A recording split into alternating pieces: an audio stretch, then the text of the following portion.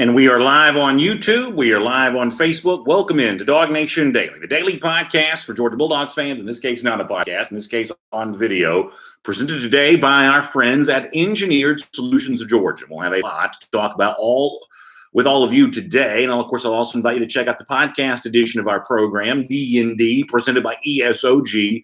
I had a fun conversation today with Jeff Sintel that I recorded prior to us going here live on the video. That'll be available for you on the podcast version of the show today. So I hope that you will check that out.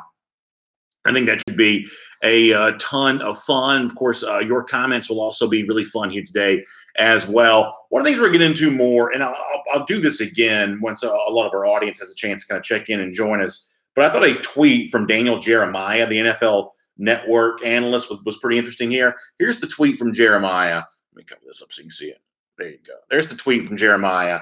Pretty interesting stuff from him, who says that he talked to two GMs in the last 24 hours, and they both believe that Georgia offensive tackle Isaiah Wilson will going to go in the first round. He says, this is Jeremiah's opinion, that's too rich for me, but it looks like it's going to happen, betting on the upside. Obviously, as a former five-star prospect, we know what the upside on Wilson is. And really, I think this is an incredible success story for him if that does indeed happen. By the way, Stephen Venanzi checking in on YouTube, John Jared Bailey on Facebook, Chad Clark on Facebook. Good to have all of you with us. You know, both in terms of, this would be a tremendous success story, both in terms of what Wilson, the progress that he made while at Georgia, and as a rebuttal to some kind of immediate criticism for him when he chose to leave school. Remember, as a former five-star, to go back to 2017, Wilson was not playing that first year. Andrew Thomas, who was a lower-rated recruit, ended up being a day one starter at UGA. Wilson had to wait following year. And he talked about that 2 springs ago, about what he learned from watching Thomas that particular season, what he learned himself by waiting to play when, obviously, as a big-time recruit, you expect to be the one to come in and play right away. Wilson was very humble in talking about how his process went of learning how to play the game. And then when you go back to his decision to leave Georgia after his redshirt sophomore year, when he could have come back, when a lot of people said that he should have come back, including in a pretty high-profile instance, Mel Kiper said that he thought that Isaiah Wilson should have returned to school. And if you're a Georgia fan, you almost wish that he probably would have. It'd been a great offensive tackle that Georgia could have built its line around for this upcoming year.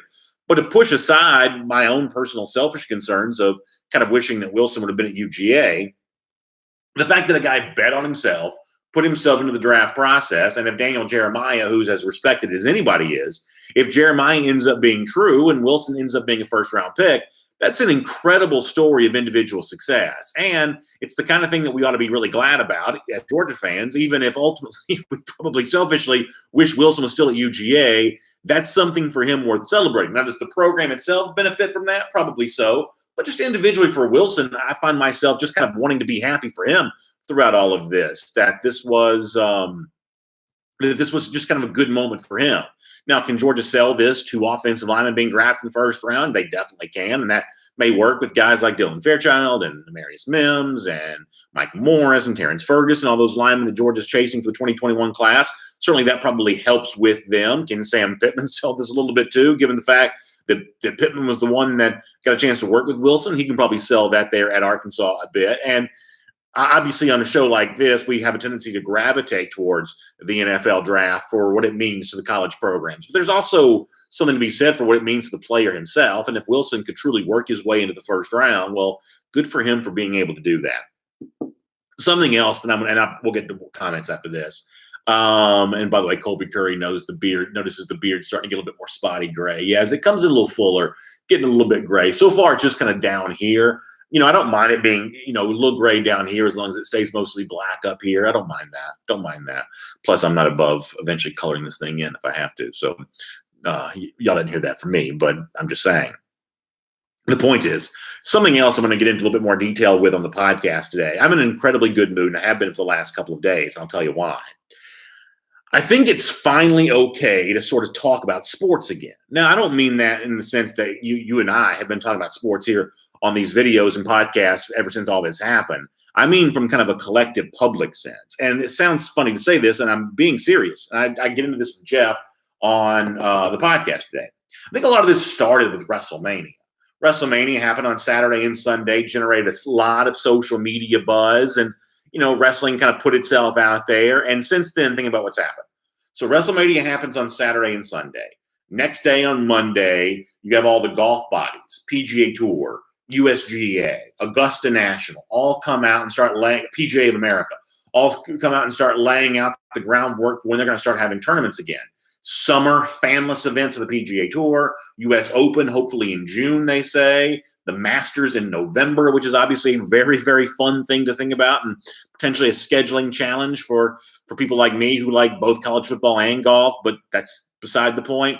You've got a very hopeful story from Jeff Passan, a respected Major League Baseball writer at ESPN.com about Major League Baseball getting very serious with the possibility of holding games without fans in Arizona as soon as May. That's just a few weeks away. There's been some funny talks with the NHL having some games in North Dakota. The NBA may be in Las Vegas, and it's difficult to tell how serious or not that is. The Major League Baseball thing from Passan really has the whiff of being pretty serious all the way around. Now, I'm not is it epidemiologist? Is that how you say the word? I'm never quite sure how to say it. I'm not an epidemiologist. I'm not an expert on the coronavirus. I'm not. But I am someone who greatly, greatly wants to see the conditions favorable enough for a return to normalcy at some point in time. We just have to, right? We have to rebuild at some point in time. And no one is saying you got to be reckless about doing that. No one's saying you throw caution to the wind.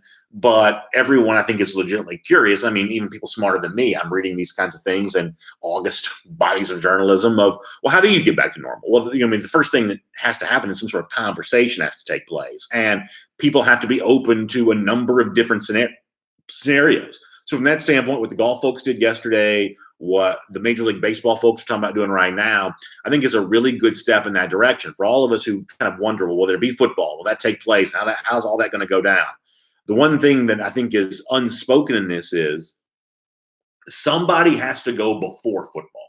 We have to have some sort of games in some sort of form or fashion prior to September to make that next step for getting football a little bit easier to do. I mean, the one thing that no one wants to admit, but it really is true, is that when it comes to breaking the lockdown, and I'm not saying it's time to do that today, but it will be time to do it eventually. When it comes to breaking the lockdown, there is a lot of societal pressure and anxiety about being the first one to do it because everyone can then point to you and say, oh, you were wrong for even trying. So there's some real anxiety about that. So the bravery that some leagues are taking, the leadership that some of the leaders within that leagues are taking, I think it's an important thing for our society. Talking about all the ways in which we might be able to have sports. Look for a way to get to yes, as opposed to cataloging all the reasons why we need to remain firmly on a no. I think that's important. And I'll add even UFC into this, which I guess is planning on trying to have a fight. Is it the right choice? Is it what should be happening right now? I'm literally not qualified to weigh in on that.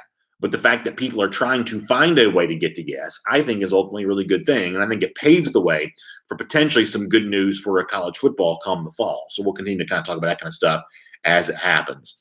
Scott Bolin says these are all good points. We have to have a conversation about moving forward. That's right.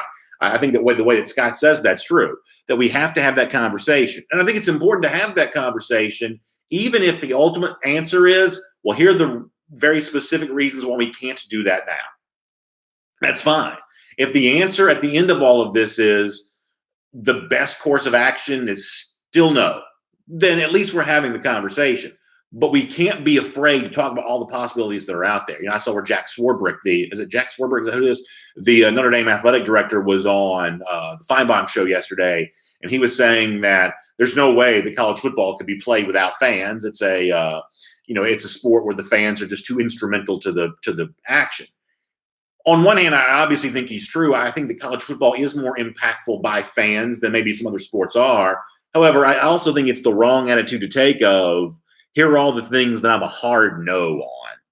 I think being a hard no on a lot right now in sports is just the wrong way to go about it. You see this in the NFL draft, where Roger Goodell, the league's commissioner, has continued to look for ways to get to yes, look for things that can be done as opposed to listen to all the things that can't be done and the reasons why they shouldn't be done. I think finding ways, creative if they are, to get to some form of yes is going to be important. So, Braided Pest Management on the subject of the Braves in the spring as opposed to October. Yeah, those moments in spring and summer have been a lot happier than those October moments for a while. Our buddy Matt is right about that. Jonathan Kilgore says Grizzly Adams is back from the 70s. Yeah, not too bad, right? Not too bad. Sounds like Christy's gotten some good news. I'm happy to hear about that. Although I've not been quite sure what she's been dealing with, although I have seen some of y'all talking to her about that. Because I'm having to look at the camera and things like that, I only see about half the comments sometimes, it seems. But nonetheless, we got a lot we can talk about here today. Phil Rogers says, good morning, Dog Nation. Stay safe this holy week of Easter. Thanks for checking in, Phil. We appreciate that. Pete Ellis checking in from Flowery Branch. Good to see that. Nate Small says, I'm looking like a young Obi-Wan Kenobi. Listen, I'll take that. I'll take that for sure. Clay Dyke says, I'm going to keep the beer when I go back to Dog Nation headquarters. To a certain extent, it's kind of growing on me, to be completely honest with you. I'm starting to like it okay, to be honest with you. I am starting to like it okay. Clarence Dawson says, no sleep till UGA football. Yeah, boy, I can't wait to be talking about that. I cannot wait to be talking about that. Bob Garrison says, how can you play games if others aren't playing? Eventually, someone's going to have to go first. And that's why I think, and I'm not being funny, I'm being serious. To the extent that it's safe to do something in sports, right? I mean, to the extent that it's safe to do something, I think WrestleMania actually did the sports world a great service by taking the potential hit that comes with going first. Taking, wrestling probably doesn't care about its public image quite as much, just to be completely honest. And so therefore they go first on something like this, and they provide the cover necessary for someone else to follow. Plus, when you see all the social media buzz that something like that generates, and the fact that obviously, I mean, the NASCAR iRace got over 1 million viewers this past week, or 2 weekends ago. I haven't seen the ratings for the most recent race, but there's also this obvious opportunity out there for sports to sort of step in and fill that void right now. So that's definitely part of the conversation at the moment. By the way, let me give a shout out to my friends at Engineered Solutions of Georgia for making all this possible. You're spending more time at home right now, which means you're noticing more things about your house. And our friends at Engineered Solutions of Georgia, you see it right there on the Facebook: foundation repair and waterproofing. Foundation repair and waterproofing. That's what Engineered Solutions of Georgia is famous for. Two very important things when it comes to the structural integrity of your home. You cannot afford to let your foundation sag. You cannot afford to let those unchecked cracks in the wall go without being fixed. And the great news when it comes to ESOG is they have 2 full-time engineers on staff. That means when you have a significant problem that needs repairing, they've got smart people that know how to do it. So when you turn it over to them and trust them to get it done, they're going to be able to provide you a solution to that problem that you're going to feel really good about for years and years to come. Also, if they look at it and say, I know this seems like a big deal to you, but trust us, we've seen this millions of times. This isn't a big deal to us. Go to the hardware store and buy up blah, blah, blah. They'll just tell you that because they're not looking to, make everything into a, some sort of catastrophe. Small problems, they'll give you simple fixes for. Big problems, they'll roll up their sleeves and get to work on it. And you need to give them a call. They're very easy to get in touch with. Simply dial 678-ESOG now. That's 678-ESOG now. That'll get you in touch with Engineered Solutions of Georgia. Brady Pass Management says, in all seriousness, what effect will this have on transfers? Florida's sort of waiting on the edge of their cheap underwear for the running back they took from Miami. He's literally the only running back they have. I think that Matt brings up a good point about this on 2 fronts. First of all, Florida is going to be heavily reliant on transfers again in 2020. And, to a certain extent, you got to fill out your roster somehow. And so Dan Mullen's done the best he can on that. But in terms of these transfers, whether they just be regular run-of-the-mill transfers, or in Georgia's case, the guy like Trey McKinney, who's a graduate transfer. I guess Jamie Newman there is as well, although I believe that Newman, am I right about this? Has Newman graduated from Wake Forest? Maybe he has. I don't know. These guys that are graduating, handling all that coursework, getting all that squared away with there being no school taking place, I think it's going to be a little bit of a paperwork nightmare. I talked to Jeff about this, Jeff Santeller, recruiting insider, when it comes to some of these high school guys as well, because ultimately at the college level, you've got a ton of resources available, and, everything is essentially a logistical problem that can be solved by an army of people working on it. And that's what, major SEC college football has going for it, especially a place like Georgia. But the more you go down levels, the less those resources you have available. So at a high school, you're dealing with the same kind of issues. Keeping players healthy, keeping them eligible, keeping everything else, and you just have fewer people to help manage that. So, and I'm speaking about this with my own kids a little bit too. how are the school systems going to handle the accountability for the coursework that's being done right now? Now, for the most part, my kids are young enough that it doesn't really matter, but it still matters some for the kids who are older. Those elementary grades where you're kind of at a threshold, third grade, fifth grade, things like that, where you have to pass a benchmark to move on. Certainly for high school, where you have to show some accountability for the coursework you've handled. How is all that going to be measured right now? That seems really, really difficult. And that's an issue for the big time SEC program. But the farther you go down the list, it also remains kind of a big issue there as well. Let's do a few more. Yeah. George, I know that Jamie Newman is a graduate transfer. What I was asking before is, has he already graduated? I just don't know the answer to that. I probably should. I just don't know. George Herndon also giving us a happy Easter over here. Great to see. Great to see. Frank Patterson says he thinks that Fromm would be a good fit in the Patriot system. There's also been some talk of Fromm in that New Orleans Saints system. I talked to John Stinchcomb, a former New Orleans Saint, about that yesterday when he joined us on DawgNation Daily. Andrew Hughes says, who gets the most sacks this year, Nolan Smith or Jordan Burch? I think that Burch is a great prospect, but I still think he's a good bit away from being ready to be a major sack contributor for South Carolina this upcoming season, depending on how much he's on the football field.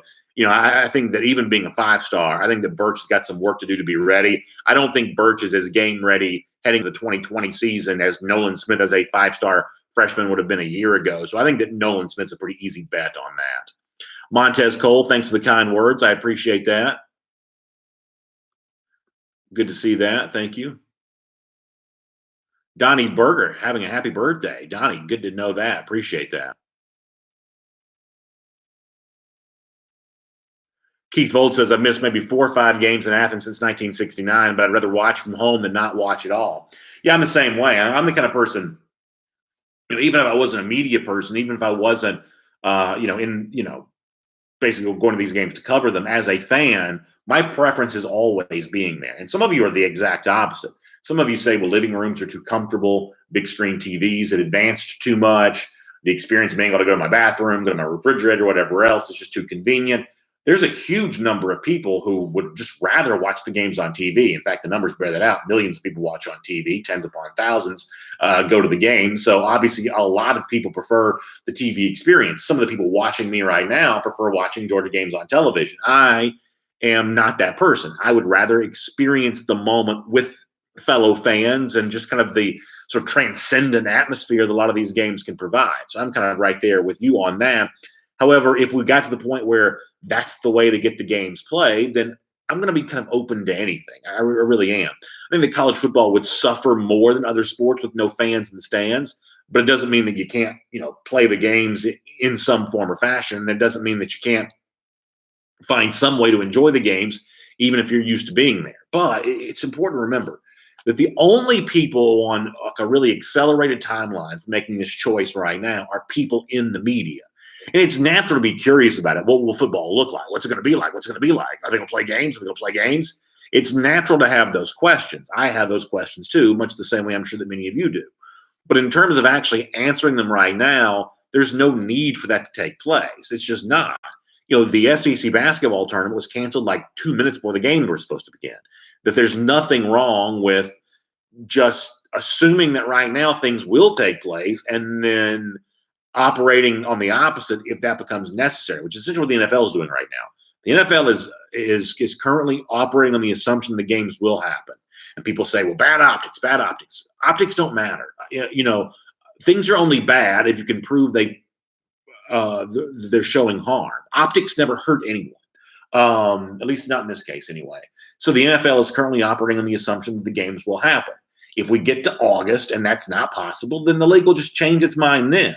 But there's nothing wrong right now with assuming that things will be fine. And I'm talking about if you're the league, planning for the fact that the games will take place, and then developing a contingency if that's just not possible. Chris Branham says can't wait to play Florida this year with 3 straight L's. I like to see that. Mike Gay says, how about Georgia, Alabama? Be a good place to think about September playing that game. A lot of fun. Kevin Chapman says maybe you get a corona test to certify everyone in order to get into the game. I can certainly see something in the direction of like temperatures and things like that. Because I don't know this, but the corona tests themselves are pretty invasive, right? I mean, aren't you sticking a swab like pretty far up your nose? Which I'm not making a lot of them. It's important to have these things, but the corona tests themselves are actually fairly invasive, whereas potentially a temperature check might not be quite so invasive on that. But you could see some things like that. I've also thought about this. We don't talk much about this because it only affects a small number of people. But one of the most controversial things for a certain pocket of Georgia fans are how tickets to home games are distributed. There are people who've been getting tickets for a long time, and they have a lot of tickets, and some of them are on very, very nice locations in the stadium. And there are other people, in some cases, these are younger people who have given a lot of money. And yet, even though they've given a lot of money, they can't get into better seats because the people who've had tickets longer are not relinquishing them. And the people who've been donating the required amount for as long as they have, at least based on the current rules, kind of have a right to the seats they've been getting. And is it fair to give this person 12 tickets and this person 2 tickets? Is it fair to give this person 6 tickets and this person 6 tickets, whatever else? Some of you are aware of this, some of you don't care, but the distribution of tickets for home games is very controversial. Now, imagine for a moment they say, well, this year you can't have 93,000, you can only have blah, blah, blah thousand because everybody's going to be 6 feet away from the next closest person. Can you imagine what that would be like? Can you imagine the distribution on that of, well, how do you determine who gets in and gets to be a part of that? That is a job I am glad I do not have. Hunter Davis and the subject of Jake Fromm. Listen, I think in talking about what happened last year with Georgia's offense, I think it's always going to be difficult to decide how much of this was a regression from Fromm, how much of this was the wide receivers being ineffective, how much of this was James Coley being ineffective. I think that reasonable people, and that's what the comment over from Hunter is about what happened with the offense a year ago. I think that reasonable people can say a lot of different things and be right about that. The one argument about last year, and we even have people, that come on the show sometimes try to make this point, but the one argument about last year that I find distasteful is that everything that was wrong with the Georgia offense can solely be blamed on the receivers. That's always been a take that I've just found distasteful. I think it comes across as really unfair to take all of that, lay all of that blame down at the feet of Georgia players and say it's the receivers' fault. And if it wasn't for those receivers, everything else would be fine. I think there are moments when you can isolate receiver play and say it definitely was less than it should have been. And it probably was predicted by many stat-based media types that Georgia, given how inexperienced it was, the receiver position was going to struggle at that spot. Those people were ultimately proven true. However, I think you can also isolate certain aspects of Jake Fromm's game last year and say, wow, Jake really regressed. I think even Fromm himself in this pre-draft process, and this is something we talked about months ago, something that Fromm has talked about was that he lost some of his fundamentals this past year. His footwork suffered. And when you're not planting that front foot well enough, maybe you're not getting the velocity on throw. He had a completely ineffective game plan. So, and ultimately, I'm a lot more comfortable blaming the coach than the players because Coley was paid $1 million to make this succeed. And if it doesn't work, that's not though. I'm way more comfortable blaming the players anyway, because typically speaking, I'm going to choose to blame coaches over players anyway at the college level because they're the ones getting paid. Nonetheless, reasonable people can disagree. But the one thing that of all the various opinions, the one that I have the hardest time kind of allowing to go unchecked is the notion that everything with the Georgia's offense would have been perfect if the receivers had just been better. That's too easy of a scapegoat. That's just too easy of a thing to conjure up. I think there's enough blame to go around. I think that Fromm does deserve some of that. I think that James Coley deserves a lot of that. I think the receivers deserve some of that. Georgia may very, very well have won a national championship last year had it been better on offense. And the reasons why it weren't better, I think you can split that blame up just a bit. Take a few more comments, then I want to show you something kind of cool. Lottie Lauderdale says, I think it was both receivers and quarterback depth. We took very few chances. Fromm didn't run the ball and threw the ball away a lot. No one behind him. Maybe he's saying that Fromm was trying to be careful because there was no one there to back him up. I mean, ultimately, I think that you can talk a lot of different things about that offensive scheme for Georgia a year ago. And, listen, I think that it's probably most appropriate to sort of look at the upcoming season and say, what does Georgia need to do to be better in that regard? And I think that begins with sort of a better system, one more designed to take advantage of the skill set the players have. Because go back to the Georgia wide receivers for a moment. Even if we were to stipulate, well, the receivers were a huge problem for Georgia's offense last season. If we had like the old school, remember in professional sports when you'd add an expansion team, you'd have an expansion draft. If we had an expansion draft off Georgia's roster a year ago, it's not like the Georgia receivers would have been the 75th through 85th guys taken. That's not the way that would have gone. If the entire Georgia roster was available to be picked up by other SEC teams, there would have been plenty of receivers drafted pretty high in this sort of hypothetical, fictitious sense here. So it's not like the world would have viewed Georgia's receivers as lacking in talent and being incapable. They just weren't utilized effectively. Bank 6 says, I'm waiting for one person to agree with me when I say the offense struggled due to injuries, suspensions, and bad play calling.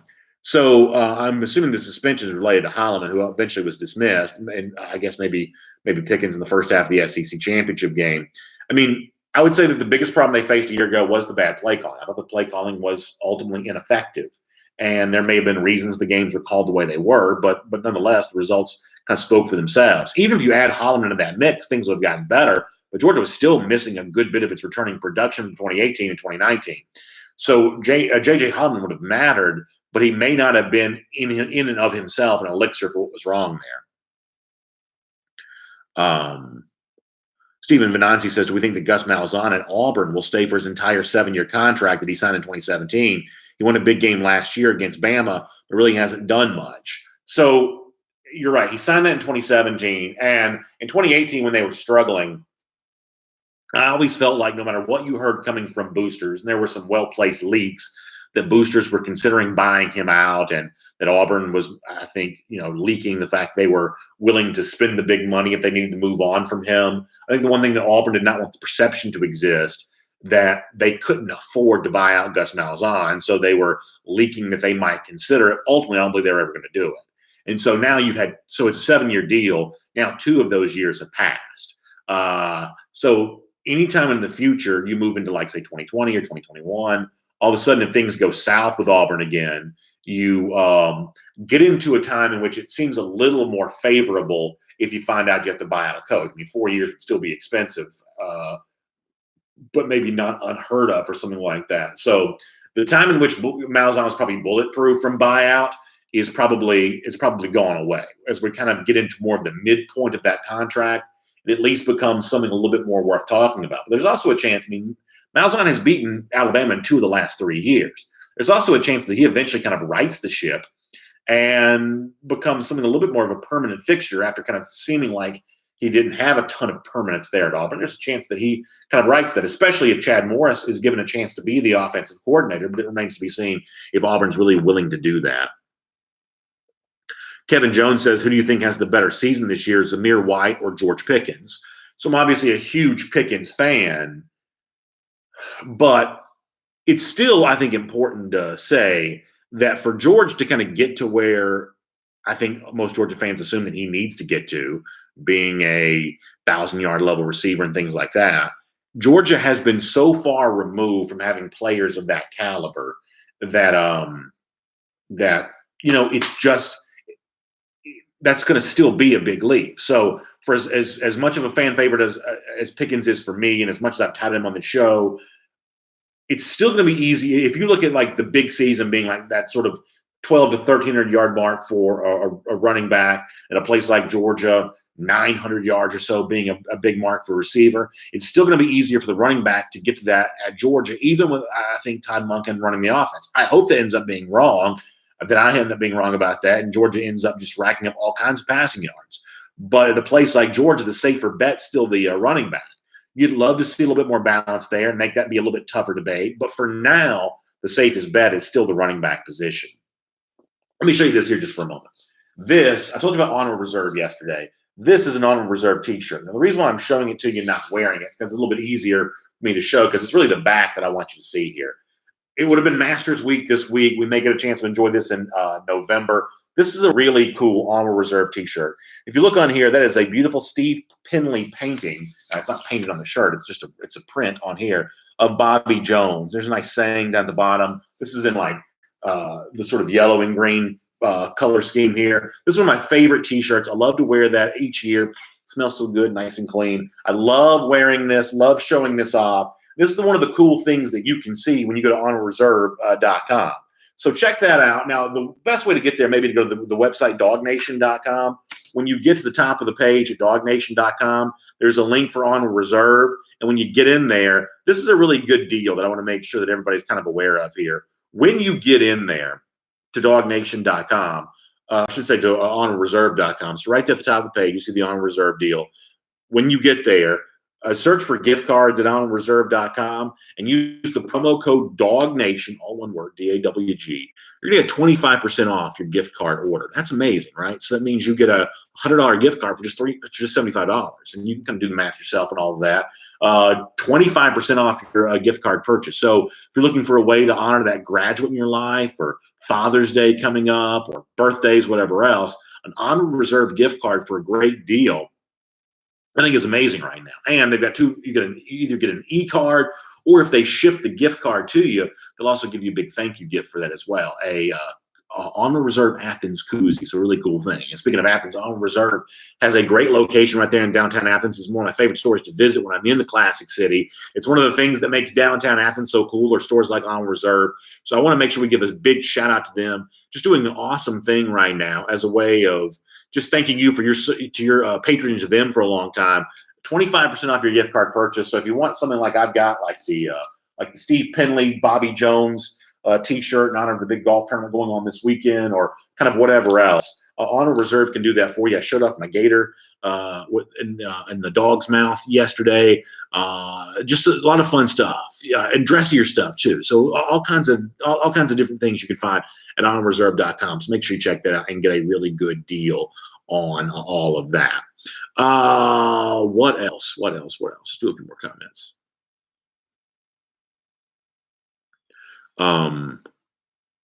Maurice Farmer weighing in on his thoughts. What happened to the Georgia offense? Jacob O'Neill says that my screen was cracked on my phone. Yeah, it is. So I'll tell you a quick story about this. So I've never had like a case. I don't like cases because they don't fit in my pocket that well. And I used to brag about the fact that I didn't drop my phone, but I've dropped this one like 9,000 times. And I forgot that it was cracked, and you're going to see that. But yeah, the phone is bad cracked. It is. Thanks for noticing. Let's see what else is going on here. Phil Rogers says, we go 4 wide against Bama in Florida next fall. Boy, I hope we see a lot more of that kind of creativity. And I think it opens up a possibility of, and I've joked about this before, imagine being Alabama early in the season, depending on what Georgia shows against Virginia, you kind of have to be on guard against everything, which I do think provides an advantage for Georgia in a situation like that, to really take advantage of teams that don't quite know what Georgia's going to bring to the table. I absolutely believe that's true. And I think that's going to be a fun opportunity for Georgia to potentially take advantage of, the fact that it's got personnel that they can still run the football when they want to. You've got the expertise to add the passing game more to that. Jamie Newman at quarterback brings a dimension that Georgia really hasn't had. And I think sometimes in football we overrate the element of surprise. I think we assume that's a more potent weapon than it usually turns out to be, because football coaches are smart. But in this case, Georgia may really have, at least in the early portion of the season, the chance to truly spring a surprise. There was always the assumption, and it kind of turned into a joke with a lot of our people in our comment section, that James Coley spent all of last year saving some secret plays to really spring when he wanted to use them. The truth is that was always wishful thinking. But in terms to have a few secrets up their sleeves, at the beginning of this season, Georgia may very well have that. Brady Pass Management reminding us that LSU has hired Bo Pelini. That's right, Faux Pelini fame, the cat, for its new defensive coordinator. It's a pretty interesting hire. Michael Porter says, I was thinking maybe wearing the black jersey once a year would be fun. So the other day, Michael, I was watching, just scrolling on Twitter, and somebody put up a video of the blackout in 2007. And listen, but this video was shot from the perspective of the student section, and the unbridled excitement when the black jerseys showed up, because no one knew if Georgia was going to wear them or not. If you're not old enough to remember the game, you may not know that, or you may have forgotten about that. But in 2007, when Georgia first wore them, no one knew for sure that Georgia was going to wear them. And the cheer that goes up when the fans saw that the jerseys were being worn, man, that was a really cool thing. You can never get that element of surprise back, because I don't think that Georgia probably should try to spring them as a surprise anymore. But watching that video kind of makes me agree with Michael a little bit, that bringing them back, whether it's on a yearly basis or a more frequent basis, people really seem to like them. And who am I to argue what people like? Michael Porter does remember that. Good to know. Cody Ledoux says, you're forgetting this virus is slowing down the chemistry and connection that Newman's going to have with everyone on offense, including him and the offensive coordinator. There's probably something lost to that. I think it's also fair to say that whatever Georgia's losing on that, most of the other SEC teams are as well, even for programs that seem to have an established starter, like, say, Florida, for instance, with Kyle Trask. They're missing on a chance right now to find out what Emory Jones brings to the table. So everyone is kind of being impacted by this, not everyone in the same way, and maybe not everyone equally, but everyone's being impacted. Hoop Dog says bring them out for black jerseys for night games. It's not a bad idea. Mike D says, I was there for that game in 2007. You couldn't beat the atmosphere, and he's right. You're absolutely right about that. Bama Boy says, newsflash, a healthy Bama was the only team that could have beaten LSU. Nobody else had a shot. I think Bama may be remembering that game as a little closer than the average fan kind of did. I mean, ultimately, while Bama was scoring enough to kind of keep it close, it's like playing your college roommate in old Madden game or, Tecmo Bowl or something like that. LSU was always dictating the pace, kind of scoring to go up 7, scoring to go up 14, whatever else. And seemingly in my mind, Alabama was the one on the other end of that, always kind of fighting to keep up. That game didn't feel as close to me as maybe it did to you. Let's do a few more comments here. Clay Dyke says, do you think the coaches are working with players via video? So they do have an opportunity to have those Zoom meetings. Now, I guess there is some limitation on how much of that they can do. Coaches can work with each other, and I wouldn't discount that in terms of getting on the same page, the ability to communicate with each other. But that Zoom technology you've kind of heard of is seemingly being pretty well utilized right now, and kind of getting a lot of work in. And there's probably no substitute for face-to-face stuff on that. For those of you who are in sales, you're probably seeing some of this too, that while you can have those video conference meetings with people and you have a chance to keep doing business, it's just easier to make that connection when you're in a face-to-face situation. I'm sure the coaches are finding that with the players, but the fact that some of that's allowed to keep going on, I do think there is some value there to that. So yes, that is going on, and I think some good stuff is probably coming out of that. By the way, quick shout out to my friends at Meriwether and Tharp, your source for Georgia divorce. You can find them online at theatlantadivorceteam.com. If you find yourself going through that during this challenging time, obviously that makes it more challenging. But the way to feel better about that is by having an advocate on your side. That's what Meriwether and Tharp provides. They are your source for Georgia divorce. If you're going through it, you need them with you. Find them online at theatlantadivorceteam.com. Daniel Aldridge says that Clemson had 9 practices on everybody. I didn't realize that Clemson had that many, but there were a few schools that started way before Georgia, and they got a lot more time in. One of the things that Kirby mentioned last week was there's also the thing of the big meeting you have right before spring practice takes place that sort of sets the tone for everything. He says, Georgia, because all this happened during spring break, they didn't even get a chance to have that. Now, ultimately, is Georgia going to be completely hamstrung by not having had that? I don't think so. I really don't. But he did acknowledge, Kirby, when he spoke to reporters last week, that even that big meeting where you kind of just sort of set the tone for the year, he says it'd been nice to even have that. And yes, a couple of teams did have some practice. I didn't realize Clemson had 9. That's a good number, pretty good number. That's obviously just, as luck would have it. Georgia typically starts its spring practice a little later for a variety of reasons. Bob Garrison saw the Jamie Newman trick shot. Yeah, the pool in that was really nice. That was a very nice pool. Very nice pool. Philip Jordan Wells says that my description of LSU Bama was accurate. I appreciate that, PJW. Thanks for being here. Philip Jordan Wells liking the Merriweather and Tharp logo. Yeah, the kids have done a good job with all that kind of stuff. VTW says Michael Parsons is the best linebacker in the country. Interesting take on the young man out of Penn State. Hoop Dog, thanks for the kind words. Eric Smith says those wide receivers and Burrow's pocket presence was not getting beat. We all tried, though. Yeah, I mean, LSU was just really hard to beat a year ago. They just really were. And I give Joe Brady a lot of that credit. I think that Brady made a huge impact. But whatever you give the credit for, I mean, LSU was just really, really tough. As the season went on, they started getting much better defensively. At the beginning of the year, I think they were a little bit vulnerable defensively. They had a few games where they outright did not play well defensively at all. But because they had such a cushion with the offense, the defense just kept getting better and better and better. Even at the end of the year, I wouldn't say it was a great defense. Going to have a lot of guys get drafted, but not a great defense. But they certainly became a capable enough defense. And when you paired that with the unprecedented offense success, there's just nothing to do.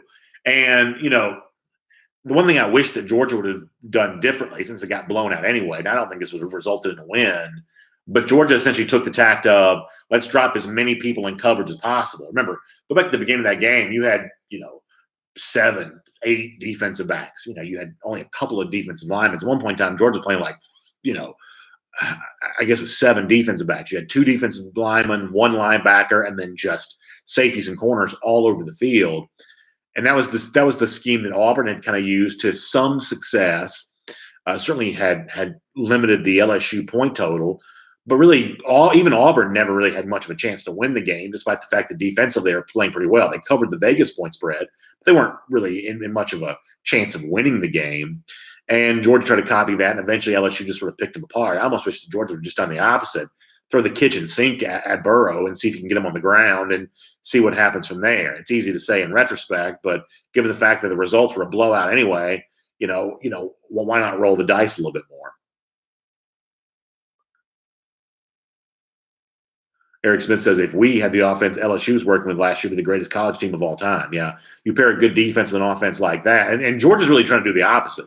Because Georgia's so good defensively, they don't have to be LSU good on offense. They just have to be better on offense. And the results could be pretty spectacular if that be the case. The results could be pretty spectacular.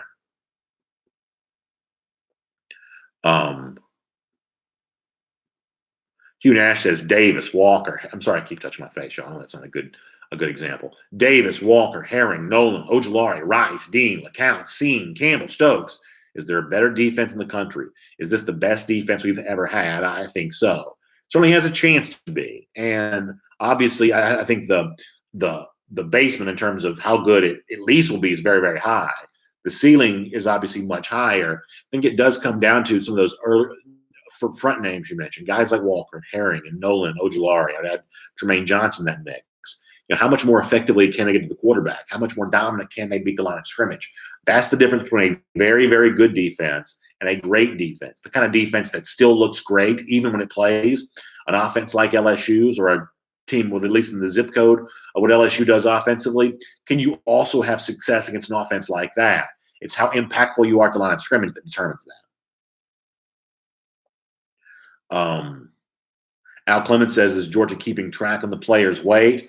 I'm certainly sure it's doing the best that it can with that. And obviously we are somewhat challenged right now because of the limitations and all that. There's no question that certain levels of accountability are not quite as easy as they once were. Now, Georgia's not using the Apple Watches the way that Alabama is, but I'm sure they're doing the best they can to do that. And we'll do the best we can to kind of roll into our R.S. Andrews cool down. My air conditioning's on right now. I can feel it. It feels so good. Spring day, air conditioning kind of cranking in here. And if yours is not working the way that it should be, well, you need R.S. Andrews to help get your system back to factory fresh specs. Find them online at rsandrews.com as we roll into our R.S. Andrews cool down. Story after story, R.S. Andrews has been delivering smiles, and they can deliver smiles for you. Matt Rugavina says, if Florida scores more than 13 points in this year, I'll be surprised. Well, that's a great thought. Daniel Holt says, how big of an impact will Scott Cochran make on recruiting? I think he's going to have the potential to make a big impact. I don't think that Kirby Smart would have hired him unless he thought he could do that. I mentioned the floor for the Georgia defense.